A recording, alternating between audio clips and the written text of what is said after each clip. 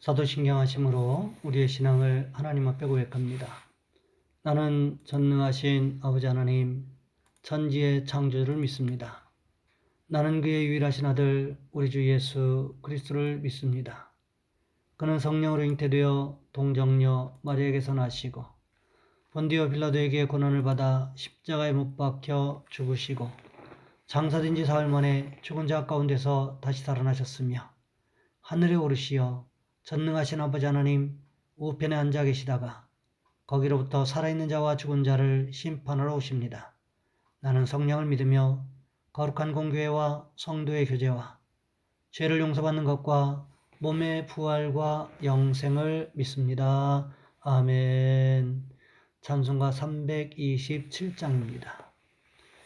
주님 주실 화평 믿음 얻기 위해 너는 정성껏 기도했나.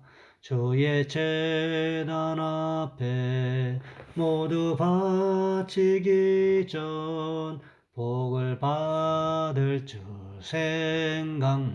생각나라.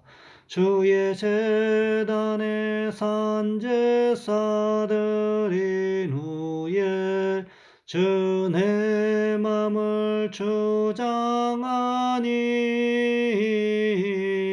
주의 뜻을 따라 그와 동행하면 영생 복락을 누리겠네. 주의 밝은 빛에 항상 활동하며 선한 사업을 힘쓰겠나. 자유 얻으려면 주의 뜻을 따라 너의 모든 것 희생하라. 주의 제단에 산제사 드린 후에 주 내 맘을 주장하니 주의 뜻을 따라 그와 동행하면 영생 복락을 누리겠네.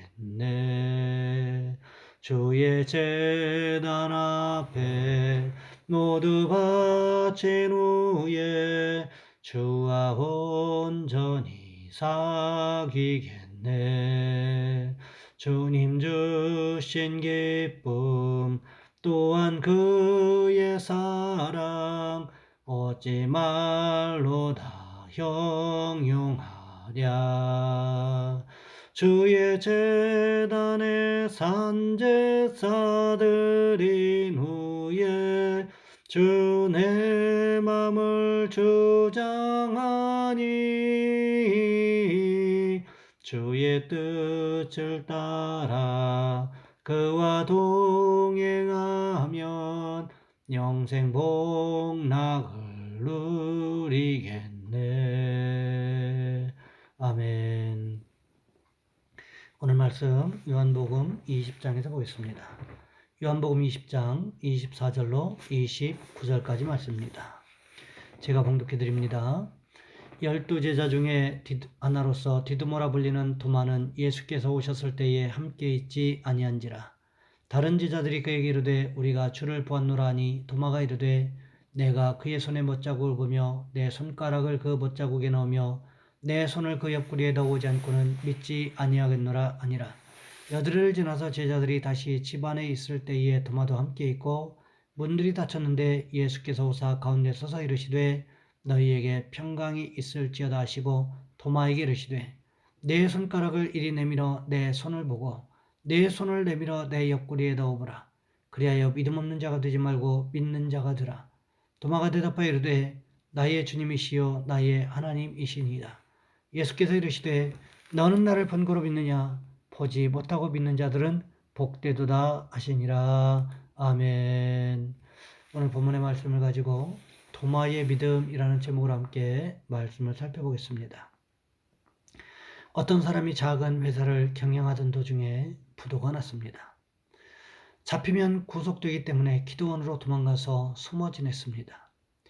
그곳에서도 가짜 이름을 사용하면서 지냈는데 아침 저녁으로 집회 시간이 되면 참석하라는 종을 치니까 할 수 없이 자신을 알아볼 수 없는 차림새를 하고는 예배에 참석하게 되었습니다.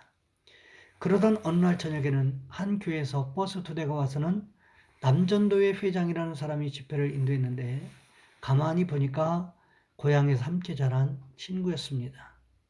너무나 반가운 마음은 들었지만 당시 처지가 숨어 지내는 형편이라 선뜻 나서서 아는 체를 못했습니다. 그 친구가 기도원을 떠날 무렵 그래도 아쉬운 마음에 얼굴이나 한 번 더 볼 생각으로 다가가 바라보다가 도리어 그 친구가 자신을 알아보고는 덥석 안으며 너도 이제 예수님을 믿게 되었구나. 참 반갑고 잘했다. 이렇게 말했다고 합니다.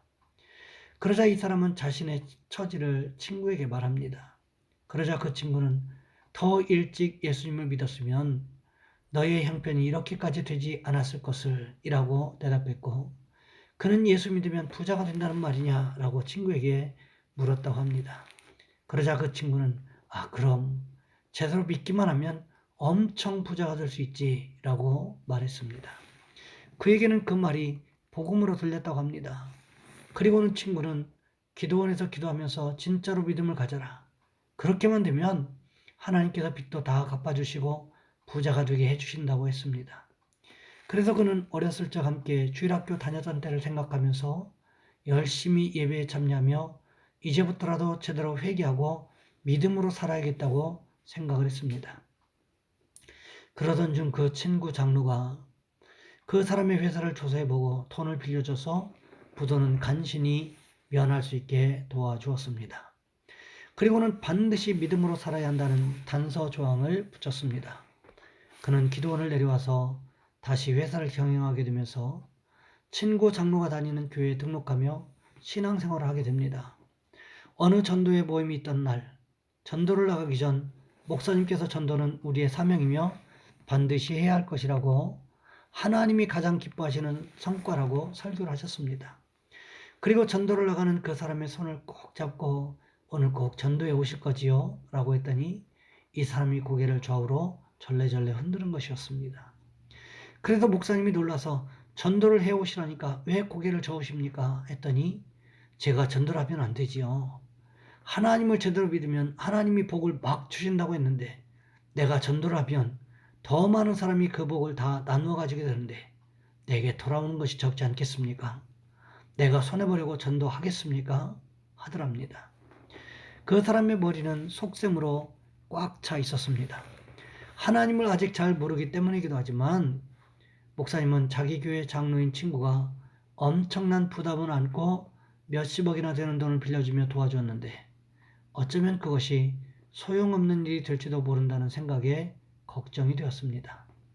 현재 신앙생활하는 것이 엉터리인데다가 하나님을 아는 것도 무지할 뿐 아니라 믿음의 목적이 속셈에 있었기 때문이라는 것입니다.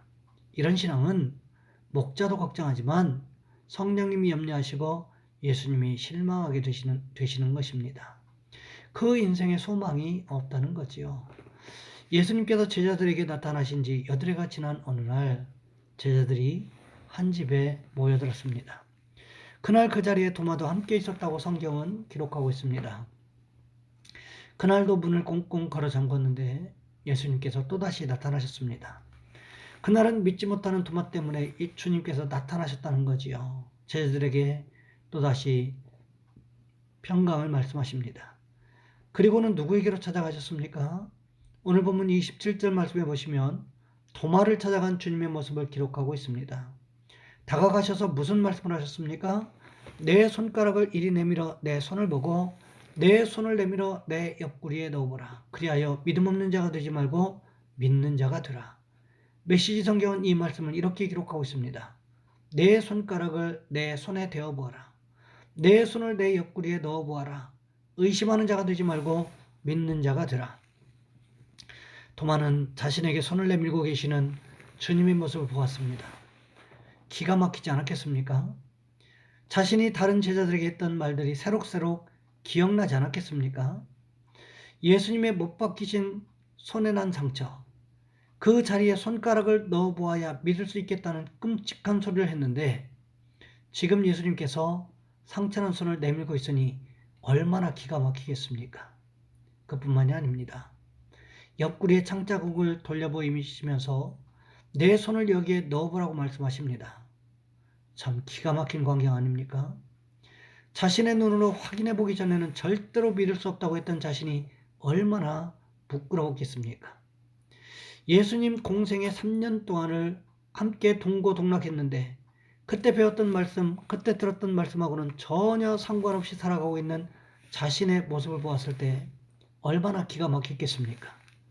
도마는 그 주님의 모습을 보고는 어떻게 했습니까? 그 자리에 털썩 주저앉았을 것입니다. 너무 기가 막혀서 아무 말도 할 수 없는 그런 상황이 되었을 것입니다. 그때 주님이 도마에게 말씀하십니다. 믿음 없는 자가 되지 말고 믿는 자가 되라.